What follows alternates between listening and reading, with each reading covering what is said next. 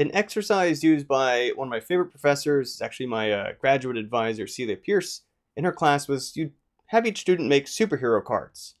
And each person would, come up with a superhero name, draw themselves a superhero. And obviously, I mean, we're talking about graduate students here, so it's kind of a little tongue-in-cheek. But the most important part of it was to write down kind of a 1 to 5 rating for themselves in different areas when they're trying to form teams. Programming fluency, design experience, organizational or human skills, these kind of things, to think about what their stats might be. And in that case, it was used for pairing up teams to figure out, making sure that they've always got the bases covered by one person comfortable with programming, one person comfortable with art, and so on. But another benefit to this is actually something that in the business world is part of why Myers-Briggs has stuck around, is part of why I think Business Leader used something called baseball cards. It's also an exercise that can help us assess our strengths and our weaknesses and identify what we want our stats to be in contrast to where they are now. And this is something, again, kind of you can do for whatever field of interest you're in, whatever discipline. Obviously, we apply it to game development, game developers, game designers.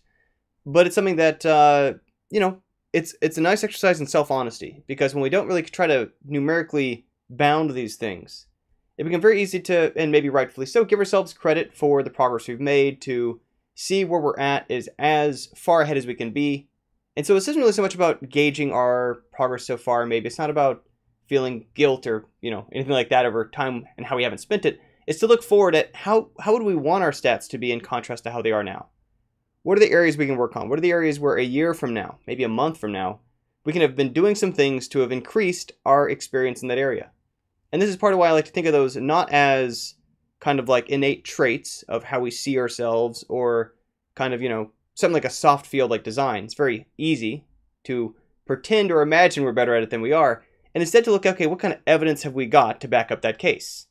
If someone challenged me on the rating number I gave myself in a certain discipline, what supporting elements or what supporting evidence do I have that that's the number I gave myself?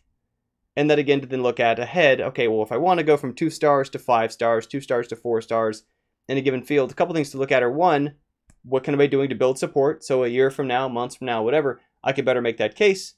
Or secondarily, also the sort of thing where we can be really making sure we're spending our time in a way that reflects the areas we want to be improving at. If we want to improve at our human skills, are we doing things in terms of our usage of our time that are going to buff those skills? They're going to increase those elements, are going to increase our experience with it. And it all begins by just sitting down, coming up with a few different fields. It doesn't have to be design, programming, and art, human skills, etc. It could be, I don't know, if you're maybe in a broad range of arts, visual arts and sculpting and painting and drawing and sketching, whatever, anatomy, so on. If there's certain kinds of skills or areas you want to improve on, then identifying what those are, and then you can better use that as a sort of lens to look at your schedule through, of is that where your energy and time are going, so that as you move forward in time, you're improving the areas that you want to. So simple thought today is just, what are your character stats, as if you were an RPG character, as if you were a superhero, whatnot. And really, it's just for you as an exercise to then figure out which ones you want to play to or not. And one last note on this is that occasionally, right, we'll assume that the whole reason for the exercise is to fill in our weaknesses. That when we look at where we have gaps and fill those in. And I'm a huge fan of making sure you have some functional fluency across the board, so you can quick prototype, so you can communicate with others on their terms. But depending on what your aims are, if your aims are career, professional, those kind of things, oftentimes, really, you want to look at where your strengths are, and that might be where you choose to allocate your energy on improvements. If you're already best out of your skills on programming, you may want to go diving deeper into programming rather than filling in those gaps, because at the end of the day, it's usually the one skill that gets your foot in the door. It's the one focus that a team picks you up for. You might have the other skills, something that Valve used to refer to as kind of a T model of deep skill in one area, at least a little skill in all the others.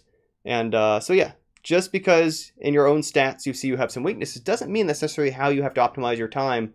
You could very well choose, maybe wisely so, to instead allocate your attention towards your strengths. But whatever it is, you just want to be deliberate about it. That's stuff for the day. What are your character stats? Be curious to hear, down below in the comments, your thoughts as to if you're comfortable sharing them, what the stats are you feel like are your highest or your lowest, and then which ones you choose to work on. Again, knowing that we can't assume it's your weaknesses or your strengths. Have another video for tomorrow.